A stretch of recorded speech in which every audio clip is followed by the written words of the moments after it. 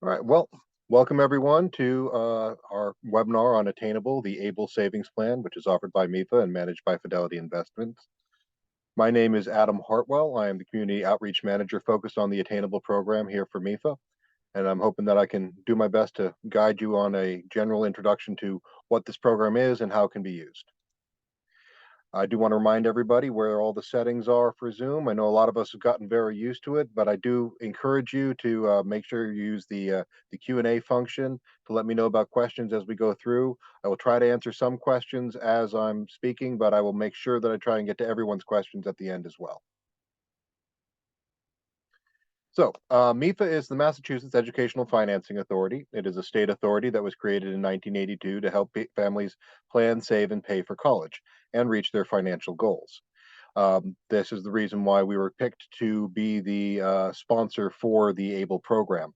A lot of the program is based on the 529 College Savings Program, and you'll see that there's a lot of similarities between those two if you've ever had to work with that college savings program. The Stephen Beck Jr. Achieving a Better Life Experience, or ABLE Act, amended the federal tax code in 2014 to add Section 529A. Once again, very similar to a 529 college savings plan. This legislation established ABLE accounts, which are tax-exempt accounts for eligible individuals with disabilities to be used for qualified disability expenses, which we will go into detail, I promise, while keeping eligibility for federal public benefits. In Massachusetts, accounts from the ABLE Act are called the Attainable Savings accounts. Each state got to choose how they wanted to name it, how they wanted to administrate it. There are 46 active ABLE programs across the country. The Attainable Savings Plan was launched in 2017. MEFA is the state sponsor, and Fidelity Investments is the program manager. So for anyone who is working in this field, if I say program manager in the context of this webinar, I'm talking about Fidelity Investments. I'm not talking about an individual's residential program manager or what any other section of their existence. Fidelity has trained a specialized division to assist individuals with setting up and answering questions regarding their attainable accounts. So who's eligible for an attainable account? Individuals are eligible for attainable savings account if the onset of disability occurred before the individual turned 26 years of age, regardless of current age. That is changing on January 1 of 2026 to the age of 46. So if someone had, say, a TBI that they got at age 30, right now they would not be eligible, but in 2026 they will be. The person should be eligible to receive SSI or SSDI due to that disability or self-certifies as meeting requirements. This requires a diagnosis with functional limitations, such as those in the Social Security Administration's Blue Book. General categories that some of those things that might be in that list are right here, which includes also their compassionate allowances conditions.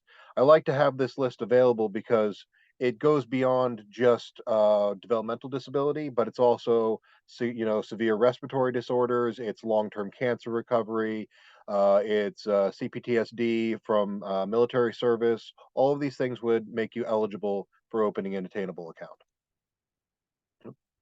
Went too far there. Attainable accounts can be opened by the individual with the disability themselves, the person with their power of attorney, their legal guardian, their spouse, their parent, their sibling, or their rep payee. This is a hierarchy of who can open an attainable account. So people who do so must sort of self-certify that there's nobody above them who wants that responsibility when they're opening the account.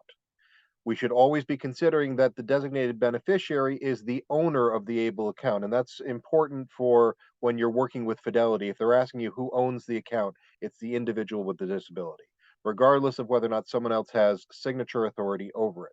Because the person who has control over the account, the person who opens the account and is doing the deposits and withdrawals and what have you, is going to be called the person with signature authority.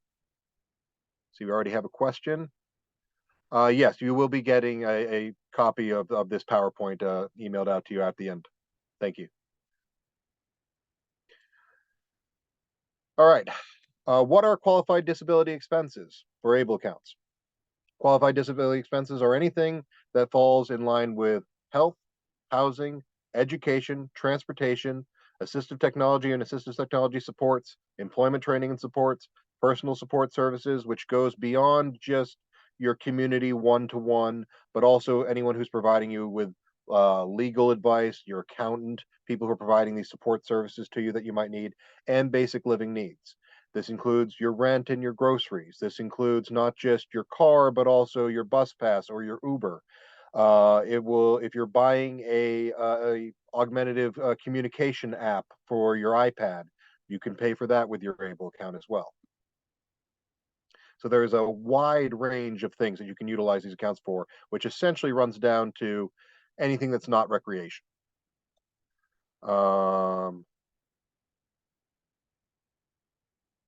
I have a hand, and but not the person who raised a hand didn't put their question into the Q&A.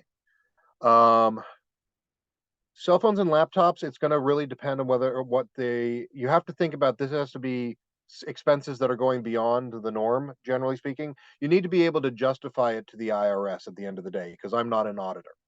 But I would say that probably buying, once again, like an iPad that you're going to be using for a wide range of things, including watching Netflix and stuff, probably wouldn't account.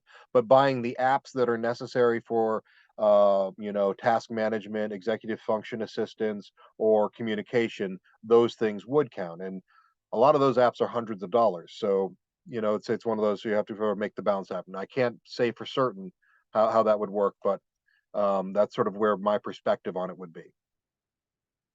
There is a lot of discussion going on about service animals. These programs are still fairly new. I have not seen a outright, guideline on service animals, but I believe that you could very reliably be able to make the case for service animals being a medical necessity. Is it another? Sorry, the question was a service dog be part of this? Was in the chat, as well as would we include cell phones and laptops? Um, there's a question also about would a vacation for mental health apply? That is one of the biggest questions that we're often running into. In that a lot of people would are debating whether or not vacations or trips with the family would be qualified expenses. If there's a question, that's sort of a thing. Once again, you have to be able to make sure that if somebody was auditing this as a disability expense, would you be able to say yes, it is, and this is why? What I would generally recommend to individuals is that we really think about these accounts for needs, for once again, health, housing, thing, but things that are like vacations, you can use that already pre-existing $2,000 amount that you're allowed to have in your checking account without it affecting your SSI, that $2,000 in assets, and turn that into your recreation fund. Because if you're paying for all of your bills and needs out of your ABLE account, then you can utilize, the money that's outside of your ABLE account for whatever you wish, and it just makes that pie much more. You have a lot more to be able to put into that category.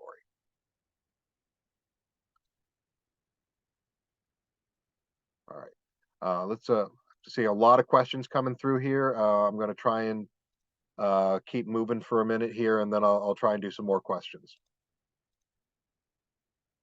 All right, benefits of an attainable account. Attainable accounts allow the account owner or beneficiary to save over the $2,000 without affecting federal benefits. We got a little ahead of ourselves a moment ago. Anyone can contribute to an attainable account, including family and friends. Beneficiaries have immediate access to funds, so you can put the money in and you can take it right back out again. These accounts provide individuals with disabilities both financial and independence, and several tax benefits that we'll go into detail on a little later. Let's see. So do you say car expenses would be a QDE? Transfer station expenses are a qualified disability expense. There is a discussion about whether or not like car repairs in general would fall under that category. I think that you could probably make that case. I think that you definitively could if there's something like on average, a wheelchair ramp maintenance requires $1,200 per year to keep that functioning. That's very clearly a qualified disability expense. I think that you can absolutely afford to buy a car utilizing your attainable account, and you can certainly save up for one. The car maintenance, that's a harder discussion that once again That would be something that I feel like you could probably make that case, but you'd have to be prepared to make that case. And again, make sure you're keeping all of your necessary receipts and such to in case that auditing did happen. Okay, I'm going to answer three of these three questions real quick, and then we'll keep going. Question: My able account somehow is under my name and not my son's name. Should I change it with Fidelity? They are the ones that set it up. Some folks at Fidelity are very unsure to guide. Do you have a contact person? Also, if under my name, they won't let me provide someone as a beneficiary. Okay, so what you're going to want to do is if you go to the same Fidelity page that you would go to open account, fidelity.com/slash attainable, the phone number that is on that page goes directly to the attainable specialists at Fidelity. It doesn't go to the general brokerage account. If the account was accidentally set up with the wrong name, there is a way for them to work with you to fix it. It is difficult, well, not really difficult, but it does take a little bit of time, and you need to provide documentation to make sure that, we want to make sure that while we know that you're not trying to take advantage of someone, somebody else could. So therefore, it requires documentation to make sure that somebody's not trying to get access to somebody else's money. Um, One of the things that I'll do as a general tip to someone who hasn't opened an account before is a lot of us in this field are used to when it says, uh, and tell me your name, tell me your thing. Oh, I'm filling this out for my kid. I'm filling this out for my client. And we just fill it out. The Fidelity website is set up to be literal. So when it says you, it means you, the person who's typing, because there on the next step, it will say, are you opening this on behalf of someone else? And then you'll put in their information. So that's a way to avoid that particular issue for people who haven't done one yet. But yeah, you are going to have to go through, customer support at Fidelity to get those names shifted in order to make that be able to be addressed. Um, does the IRS have a dedicated audit division? No, as far as I know, not at all. This is a very new program as far as the country is concerned. We only started administering these in 2017, so we don't have a lot of information on how they're audit or when they're going to audit or if they're going to audit. We want you all to be prepared to be audited, but we cannot speak specifically about how or when that will take place. At the moment, people haven't been abusing this program, and as such, they haven't felt the need to, which is good. But it also means that I can't tell you what kind of hammer they bring down because they haven't brought one yet. Um, Fidelity will not allow me to create a beneficiary to the Able account. Okay. Um, that's once again. I'm sorry. I can't answer this question really clearly in uh, this format. There is a way to have a beneficiary for Able accounts. I don't know the ins and outs of what has been going between you and Fidelity, I guess, for a while now. If you want to reach out to me afterwards, we can see if I can't help you navigate some of that if I can. It's my understanding that the car is used to take the claimant to medical appointments. You can use funds for insurance and maintenance as long as that criteria is met. Yes, exactly. I believe I feel once again, if you can feel like you can reliably justify it, then it's much easier to ensure that those car expenses could be utilized using your Able account. And the care needs to be in the claimant's name. Yeah, exactly.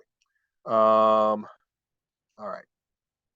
So we've been able to increase the limits on Able almost every year that has been in existence. So in the year 2023, the total annual contribution cannot exceed $17,000 if the person is not working, the individual with the disability.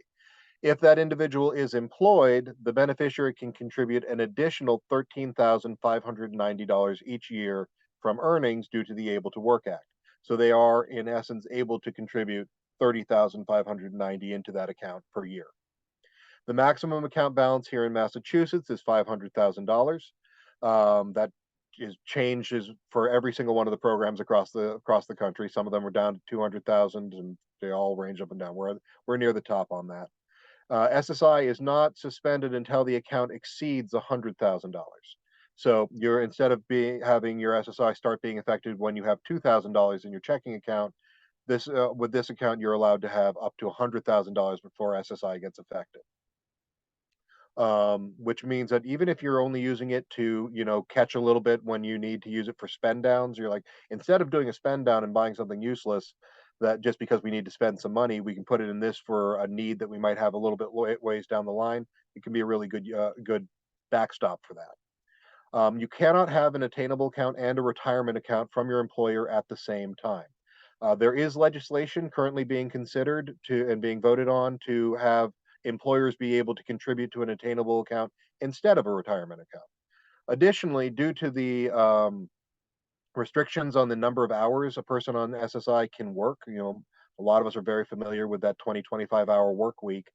Uh, a lot of times, a retirement account isn't even a choice for a lot of our individuals. And as this is a nice investment account, it can be used by an individual to be contributed to regularly to save up for retirement.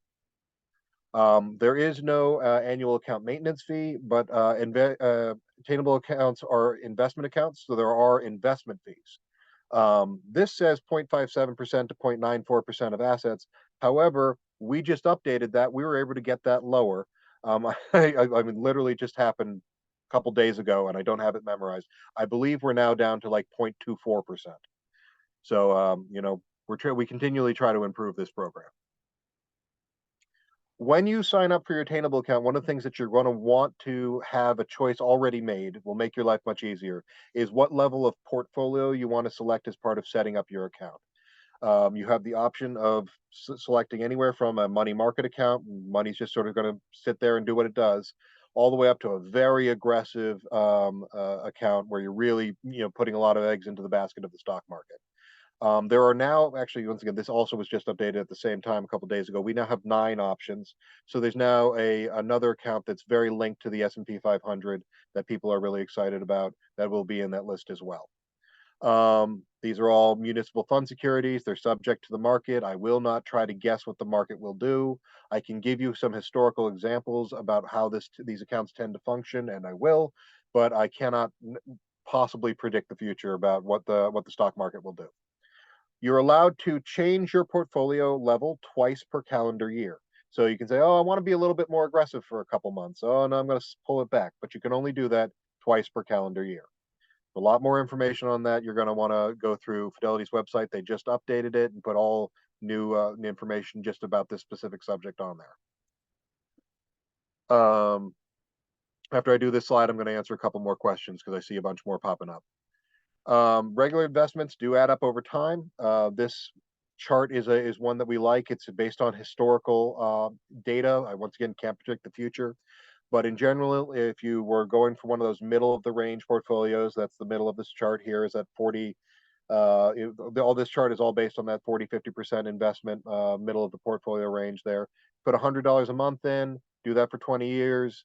You got $24,000 if you put it under your mattress. But based on the historical return on these accounts on that level, it would be around $46,000 if you had it. So it's a way that you can save over time. You can use this to save up for college. You can use it to save up for a house. You can use it to save up for a car. There is an opportunity to save for larger expenses. There's also things that we might that aren't even as fun as those that we also might want to be cognizant of, which is saving for things like major surgeries. All right, what do we got in our questions here? Can you have a regular investment account and the ABLE account? Yes, you can. You just can't have another tax advantaged account that is advantaged in the same ways. So that's the reason you can't have a retirement account at the same time as you can have an ABLE account. We had to use some of the money for expenses. Can we still feed the account up to the allotted yearly max? Yes. The point is you can only contribute $17,000 per year. So you can put $1,000 in, take out 500, put in 1,000. The total that went in over the course of the year just can't exceed 17,000. What ends up in the account at the end of the year could be, $300, and you may have contributed 17,000 over the course of that year, but then used almost all of it. But yeah, it's 17,000 in contributions over the course of the year. This also means that if you take out money and then use it and then take it out and try to put it back, the account can't say that that's the same money or not. So you can use up your entire $17,000 annual contribution limit, with, the same $100, taking it in, putting it back to, back and forth without using any of it. So I do generally recommend trying to only take out the money when as you're going to need it for what you're going to want to use it for. Let me see what we got here. Can a person with an ABLE account have an IRA? Um, I'm actually honestly not sure. It's a thing. I'll have to look into that, and I'll have to get back to you. I'm not 100% on if an IRA meets the same obligations as a generalized retirement account or not. So that I will have to consult with our friends over at Fidelity and see if we have can get a clear answer for you on that. Um, I'll always do my best to answer, but I'll always admit it if I don't know. Um, do fees vary by state? Very much so. And they also vary by program. Once again, there are 46 active ABLE accounts programs across the country. Um, they have different ways of being administrated. They have very different levels of fees. Some of them have very high convenience fees for certain things that they offer, and so yeah, it's sort of a choice you have to make. I'm very proud of what we've been able to accomplish here in the Massachusetts program as far as keeping those fees as low or almost negligible as possible. Um, Please clarify, SSI in fact does not have any sort of restrictions in terms of how many hours one can work per week. I'm sorry. Yeah, they don't have a restriction of how many hours you can work per week, but it does have a restriction on how much money you can have, how much assets you can earn. And the way that math tends to roll out at the current minimum wage here in Massachusetts is around 20 to 25 hours per week, based on mostly not just how much you're making, but also what their pay schedule is, because there's 4.5 weeks in any given month. So if you're being paid bi-monthly, then it's going to change your numbers a little bit versus than if you're being paid weekly. But all of these things do essentially frequently end up in the same way, where a person is put on a restriction if they want to continue to receive the full amount of their SSI. And as such, if we can try to assist with that, we'd certainly like to. What happens to the money when the person passes away? I've got a whole slide about that. We'll go into that a little later. Um,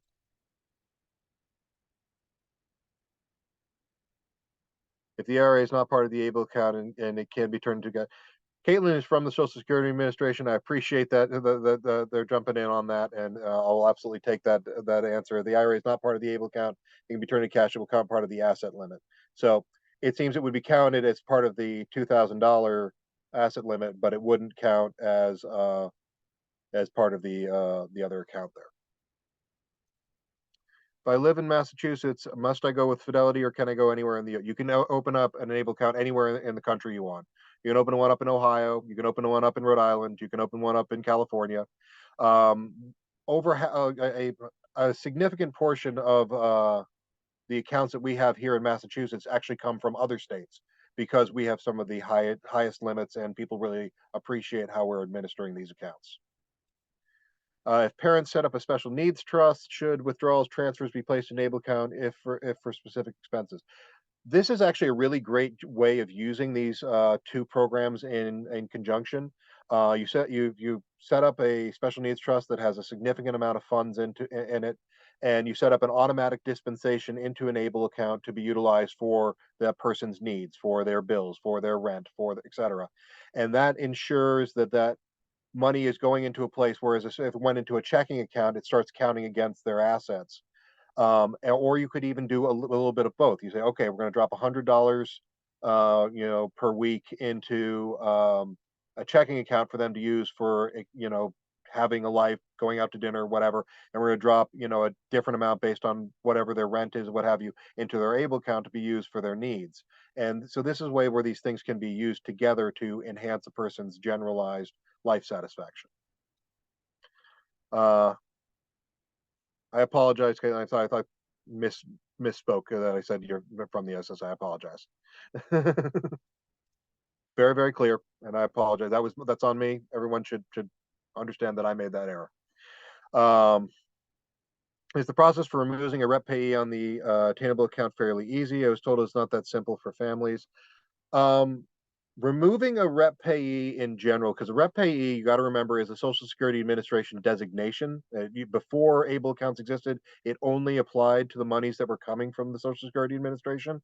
And so it is difficult because it's kind of like removing somebody's guardian. So, as ever, when you're picking who's going to be in charge of somebody's money, make sure that you're doing that in a very considered way about who you would like to have that access and that power. All right, let's move along. So, the Financial Planning Act and Savers Credit. So, the ABLE Financial Planning Act provided the beneficiary is the same individual in both accounts, or one beneficiary is a family member of the other. It is allowable to transfer funds from a 529 college savings plan into an ABLE account without incurring any taxes or penalties. So that can be, you've decided that this person might want to go another way. It can be really, really useful for that. There's also a thing called the Savers Credit, which is the ABLE account holders who meet certain criteria can receive a Savers Credit on their federal taxes for the contributions they're making into their ABLE account. Individuals are eligible if they are 18 years of age or older, are not full-time students, and are also not claimed as a dependent on somebody else's tax return. And additionally, as long as the withdrawals are spent on those qualified disability expenses that we talked about earlier, attainable account growth is federal income tax free. So using that hypothetical example, from that 24,000 to that 46,000, that extra $22,000 is not considered income according to the IRS, as long as you continue to use it only for um, eligible expenses. Double check my question list here and make sure that I'm keeping up. Um, is the process for removing a rep payee? Okay, that's the one I just talked about. Um, okay, we're good. Yeah, click around a bit. All right, how you open an account? Pretty simple. You go to Fidelity. Go. Sorry, my computer was throwing an alarm at me. What you're going to do is you're going to visit fidelity.com/able. That's a bounce page these days, and now goes fidelity.com/attainable/overview. I highly recommend people read the Fidelity Attainable Savings Account disclosure document, which is downloadable from that page. And you're going to walk through a step-by-step process of opening an account. You're going to really want to know what level of portfolio you want beforehand. And I think I mentioned earlier, but I will re-mention, you want to be very clear about following the instructions exactly as they're written. Don't try to interpret them. When it says they're talking about whoever's typing, right? And again, um, there will be more information about that as they go. And then it will ask you, are you doing this on behalf of somebody else? If not, and so on and so forth, if the person is opening it for themselves.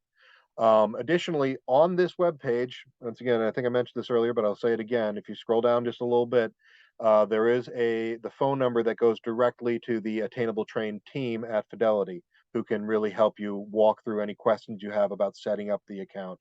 Whereas if you just like Googled Fidelity and then called their main number, that goes to their they're a very large brokerage firm, and a lot of the people there are not familiar with this program. I see I have another question. Oh, okay, we're good. Using your table of account funds. This is a thing that has come up a lot when I've been doing presentations and tabling at resource fairs. A lot of people were setting up the accounts but weren't sure how to get the money back out. One of the things that you can transfer money from your attainable account into any bank account you want. You can throw it into Bank of America, Citizens Bank, your local, credit union, whatever you want. One of the things that I have been taken to recommending just for ease is that attainable account owners you can open a cash management account with Fidelity, or essentially opening a bank account with Fidelity. That way, you're able to use the Fidelity app and just transfer money directly over. Makes things very simple for people. The cash management accounts do come with a Visa debit card that can be used, anywhere you can use a Visa, and they are able to be used at most ATMs without fees. Some of those small ones in like gas stations, you still might get charged, but I believe almost all of those get reimbursed. But generally speaking, it just opens up the access so that you can also say, here's your card. You're going to go shopping for things you need today, or I'm going to associate this card with my bills so that I can just pay them automatically online. and you can just then transfer directly to that account. It makes things very clean for people. There's no pressure to use that account. Just that's a thing that I've taken to recommending, just so that I want people's lives to be as easy as I can manage. Um, Once funds leave the account, they are out of the account. So if you redeposit them, that's new money towards that $17,000 annual contribution limit. So, and funds withdrawn for housing, this is a special thing. This is the reason, well, we see that housing expenses and stuff get into our taxes every year and what have you. They have to be used in the same calendar month that they're withdrawn. So don't take money out of your attainable account to pay your rent on the 30th to pay your rent on the 1st. Just, take it out on the 28th and give it to your landlord a day early. Uh, you know, you need to use housing expenses in the same calendar month as they're withdrawn. Attainable accounts are eligible for direct deposit, including you can direct deposit your SSI or SSDI benefit. Um, Direct deposit of paychecks have to stay under that initial $17,000. If you want to contribute the additional 13,590, you need to go cash your check and then do it yourself. You can't have it be done through direct deposit.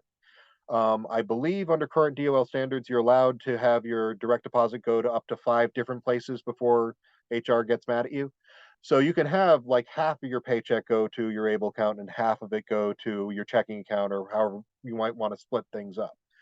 Um, just things that can make can be helpful, but also just want to make sure that nobody gets in trouble with such. Direct depositing into an attainable account is just like any other account. It has a routing number and an account number. However, because it's an investment account, its number structure is a little bit different. So the default one that they'll hand you to fill out when you're taking a job at most like major retailers and what have you, it won't fit in the boxes, and it'll be a little. So, but you're going to have to talk to HR sometimes to just get that worked out. They can all do it. It's not built into what their system is geared towards. Um, SSI and SSDI can only be deposited to one place. So if you don't want all of it to go to your able account, don't set up your able account to receive it, because it's all got to go to one place. You can set up, it all to go to your checking account and then deposit 90% of it into your able account yourself. But yeah, the SSI and SSDI only get direct deposited one place. Once you have an attainable account open, it's very helpful, we found, for people to have a systemic investment plan of like $15 a month, or more or less. It can be $1, it can be $5, it can be $20, whatever you want. This is one of the ones that we have sort of set up already, is 15 per month or 45 per quarter, just to keep the account active and growing. See, we have another question here. Person with autism opens an able account at age 18 and ends up earning 30,000 per year as an adult. Do they need to close the able because of their income? No, what they're going to, if they're starting to make enough money. Okay, well, there's two things here. If they wanted to put all of their needs monies into their able account, they would probably still come under all the things and be able to keep their SSI and what have you, because they can put up to 30,000 into, but they don't have to put all 30,000 in. They could put 20,000 of that into their able account and have 1,000 a month that they're used for other things. But if they let's say they started earning 100,000, they could still have an able account. They just wouldn't be getting the benefits versus they wouldn't be having the protection for SSI or housing waivers or what have you, because they wouldn't be receiving them. It would just be an investment account that is tax advantage that helps with them cover their disability expenses. So it's sort of, there's a couple different questions mixed into that question. But yeah, no, if they're so, but anyone who was making 30,000 a year could very easily still maintain everything with an able account. Can a person with an, yeah, okay.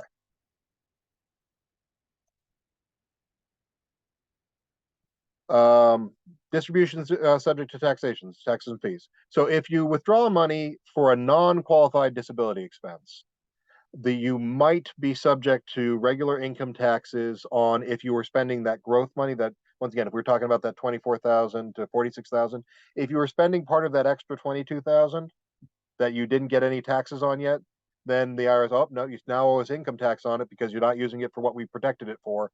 And there also might be a 10% penalty on that earnings as well if you're using it to buy, say, an Xbox or something that's not a qualified expense. Um, so again, I do generally encourage people to take a conservative mindset towards how they utilize these accounts. But the nice thing is that even with a conservative mindset, that's still usually a very significant portion of a person's monthly expenses. Uh, so there's another question here. So could someone work and deposit earnings into an Able account and still get the max SSI? Theoretically, it depends on how much they were earning. But yes, so if somebody was, once again, let's say someone was earning, was working like 20 hours a week or so, they were depositing most of that into their Able account. They would therefore absolutely probably qualify for the max SSI, most likely. But once again, a lot of that's going to be based on a lot of other factors. I would encourage talking to people like benefits counselors to ensure that how those numbers line up, because I don't know the specifics of your situation, so I don't want to say absolutely, but there is a possibility that that could work. Um, there's concerns that SSA may have issues if you use it for inappropriate reason. It's not just a tax concern. Yeah, which is why once again we really want to try and be conservative about our approach and be thinking about these as terms of what you need as opposed to things that you want when it comes to how you utilize your Able account.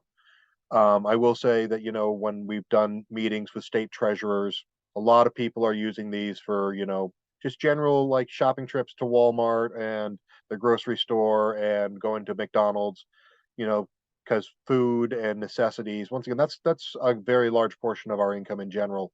So it tends to not be a major concern at the end of the day, if as all things considered.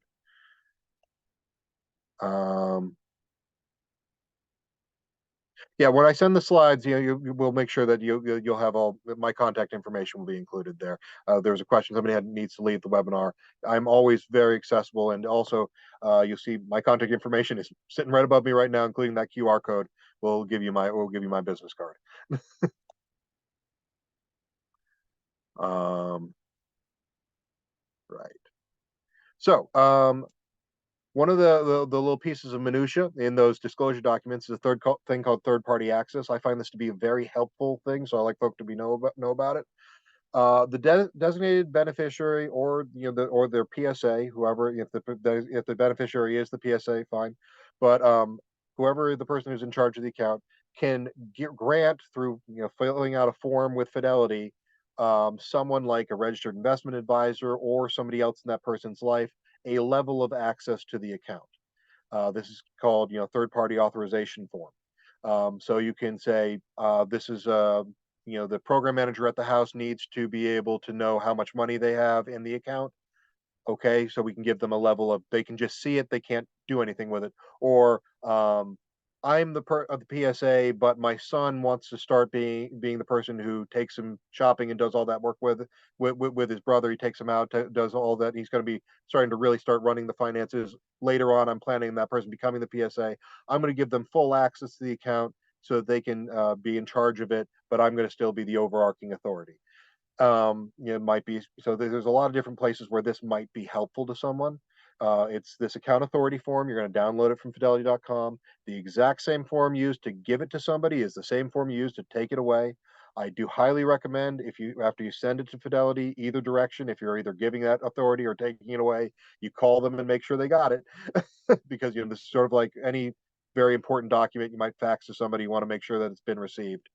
Um, but it can provide a level of flexibility as far as people who have access to the account to assist someone if maybe you're not going to be available for a while. Maybe you're going on a cruise and you need someone else to have access for a short while, something like that.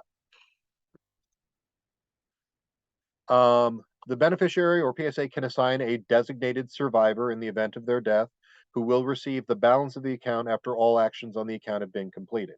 So this is just by, like, in their will, you can say this is the person who's going to get whatever's left over afterwards. The beneficiary can also assign a successor beneficiary in the event of their death, who will receive the balance of the account in their attainable account. Um, so you can potentially send it to somebody else's attainable account after all actions on the account have been completed. Now, After the death of the beneficiary, the account is frozen. It is restricted for 12 months. However, that does not count any outstanding eligible expenses, which include any fees that were racked up at the account at the hospital during that time, and their your burial and funereal expenses and what have you. You can use the account for outstanding eligible expenses um, before anything else happens. During that 12-month period, and this is the scariest line in my entire presentation, the account is subject to Medicaid recapture from any state wherein the beneficiary has lived. I will say that we've dug through this document very thoroughly, and first off, I cannot tell you how aggressive they are about this because it hasn't happened enough yet for us to really be able to tell you. So my ability to answer questions about how the what Medicaid recapture really ends up being is limited at the moment because of these programs being so new. What I can tell you is that we've seen in the documentation and what have you that due to hardship waivers and other such things, there's a bunch of waivers that also apply. If there's less than $25,000 in that account, it's pretty unlikely that there's going to be a move on that account in general. It's really the Medicaid recapture is really going to apply when people have a significant amount of funds sitting in that account. So again, there's a lot, and even as such, there's going to be a limit to what they're going to be able to take. So these accounts are meant to be actively used, and particularly if you know that somebody is coming towards end of things, there might be things that they might just want to purchase that might then be able to be passed on. That wouldn't, so that might be a time. All right, we're going to, instead of having that sit in the able account, this person's going to finally put a down payment on a house or something like that. There's a lot of ways that you can sort of maneuver around these things a bit. Oh, I see a bunch of questions. Not surprising. uh Oh, my contact. Oh, I'm sorry. I thought I put this in mirror view, and it looks right to me, and I apologize. So I'll have to fix that. I apologize. Okay, everybody's telling me that I'm backwards. I'm my mistake. Someone uses it for inappropriate purposes, and they are rep payee. SSA may take issue with the rep payee. I've not heard of any of SSA doing any auditing yet, but you get a by the book person. Technically, it could happen. Yes. Earnings and how it affects SSI is separate from rules and regs for able account and earnings. Yes, those true statements being offered. Thank you for those as well. But yeah, again, be conservative in how you're utilizing these accounts to ensure that that trouble doesn't happen. Um, Medicaid recapture open able in a different, yeah, that it does it opening in a different state is not going to avoid that. Medicaid is federal. You're not going to, and it's based on what state you lived in, not what state you opened it in.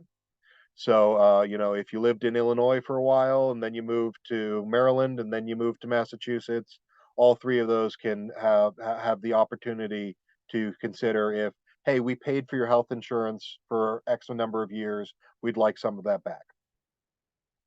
But yeah, no, opening in a different state will not aid you in that endeavor. All right. We have a lot of resources available about the ABLE in general, as along with Attainable here in Massachusetts specifically. The ABLE National Resource Center is a fantastic organization. They're trying to look at the more full countrywide understanding of ABLE. Naturally, we're going MEFA.org/attainable. That's us, where we have information. We have a version of this presentation available to anyone who'd like to go watch it or pass it on to friends. There's a version of this available on our website. Um, Fidelity, of course, can answer some questions. The Social Security Administration is our partner in this. They have their own spotlight about ABLE. They have a lot of information about ABLE themselves. And we also do have an email list if anyone should be interested in that, where we went over where there's an adjustment. Like I said, we passed the ABLE Age Adjustment Act. Rep payees were only added to the list of people who can open ABLE accounts last November. This is a constantly evolving and generally evolving in positive directions program, and we want to keep you informed if at all possible. MEFA is also available all over social media if you want to follow some things. We try to put out blogs and what have you about anything that we can think of as far as good uses for these accounts and how they can be utilized to help people as well. That being said, do we have any questions about the accounts beyond what we've already done? I'm going to switch myself over to people can see me better, and maybe I'll try to quickly reverse this image as well. Let's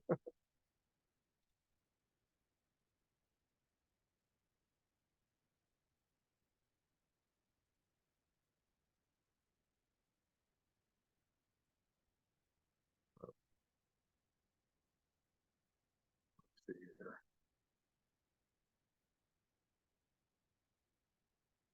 There we go. I think I may have fixed this for everybody.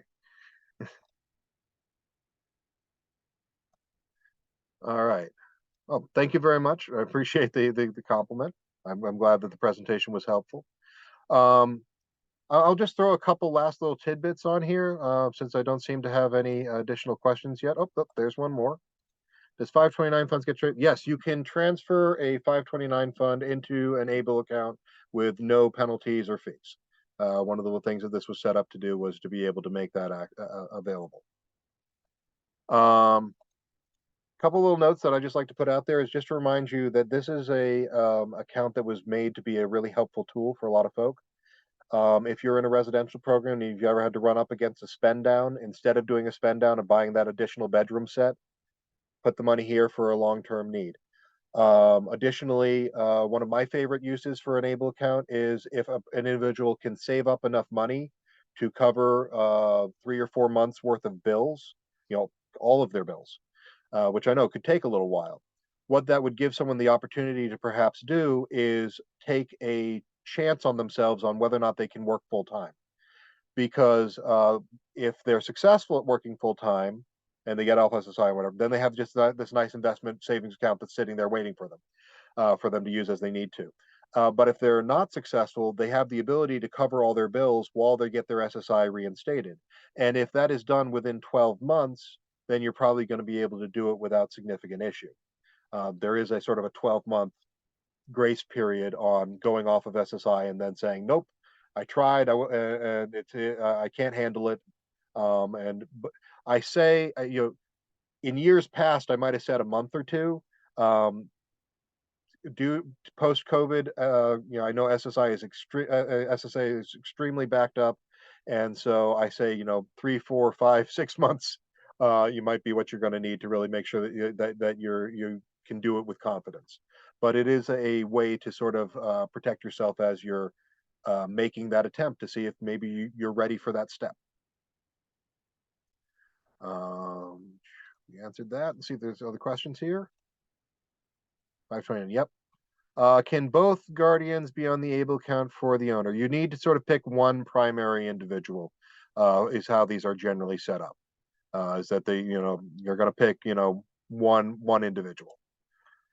This seems like it would be a good place to put a legal settlement, right? For example, if a client gets 10,000 lump sum payment and is in danger of losing benefits, yes, that might be a good thing, as long as, remember, be very conscious of the $17,000 annual contribution limit. This is also a really good place to put other smaller lump sums that you might get from things that were unexpected that could endanger your benefits. Like, my boss is very kind and we had a really good year and he decided to give all of the employees a $2,000 bonus. Um, while that's really nice, it can also really mess up somebody's benefits. But if they can deposit it into their attainable account, then that won't happen.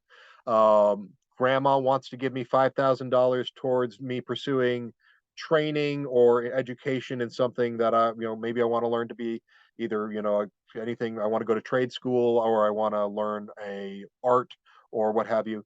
But if I bring it into my checking account, once again, my benefits are in trouble. Oh, this is another place where I could go, as long as it's under that $17,000 contribution limit. Would this training be something that you would offer to a person for a fit? Yes. I love doing, special education parent groups. I love doing family support groups. I do agency staff meetings. I'll come and talk to anybody about anything. I like to make sure that this information gets out the best I can. And yes, I understand that we need to update our Twitter info to X. Uh, yeah, I'm not in charge of that. We got social media people, and it's not me. All right. Do we have any other questions that I can possibly answer? Because I would certainly love to if I can. I see a couple raised hands. I will wait for things to pop up in the Q&A. I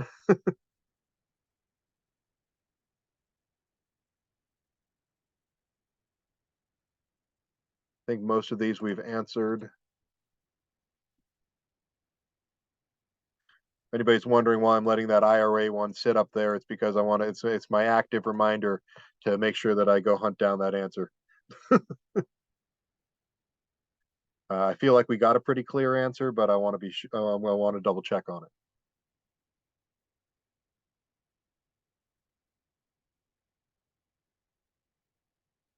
All right, I would actually set up an in-person. Yes, reach out to me would be a fine way of setting up an in-person training.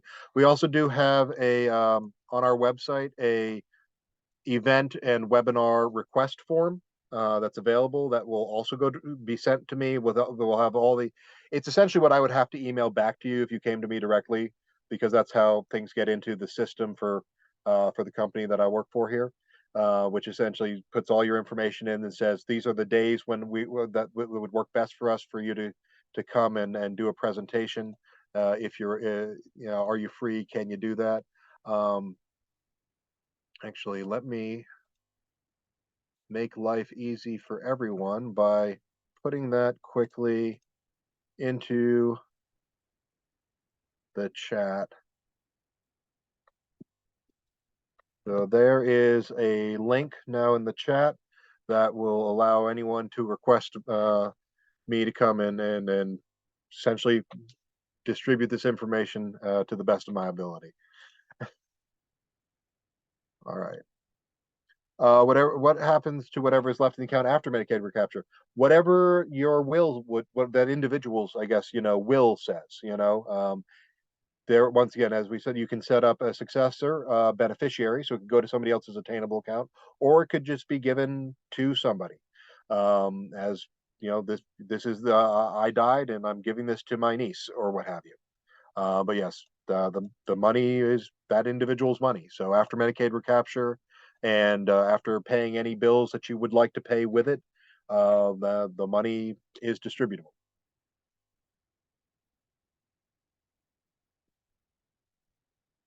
Now, would you be able to do via Zoom and do a live in person at the same time? Yes, I've done that many times. Not a problem. Happy to show up and be on camera.